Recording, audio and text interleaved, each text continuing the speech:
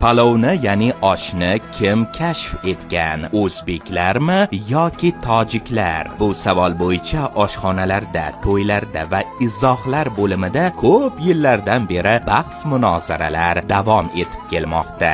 Biroq haqiqat ko'ringanidan ham teranroq va xushbo'yroqdir. Chunki palov tarixi kimniki haqida emas, balki nima haqida. Bu tarix, madaniyat, xotira va odamlarni birlashtiruvchi tamdir. Qadim zamonlarda O'zbekistonning mis qozonlarida zirvakning birinchi qatlami vishillashidan ancha ilgari palov allaqachon tayyor taom sifatida emas, balki g'oya sifatida dunyo bo'ylab sayohat qilayotgan edi. Palov bir makonda emas, balki insoniyat tarixi qaynayotgan minglab qozonlarda paydo bo'lgan. Palov Samarqand yoki Buxoroda emas, balki Hind Xitoyning tutunli bozorlari, Janubiy Xitoyning sholi terrasalari va qadimgi Hindiston ibodatxonalari oralig'ida dunyoga kelgan. Palov so'zi sanskrit tilidagi pulakadan kelib chiqqan deyishadi, lekin bu shunchaki guruch degani emas, balki yaratgan xonadon,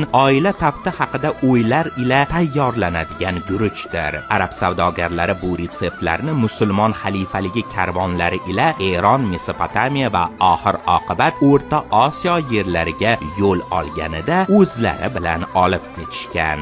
Ular nafaqat savdo mollarini, balki madaniyatni ham, me'morchilik, naqshlar, mehmondo'stlik qoidalari va albatta taom tayyorlash sirlarini ham olib kelishgan.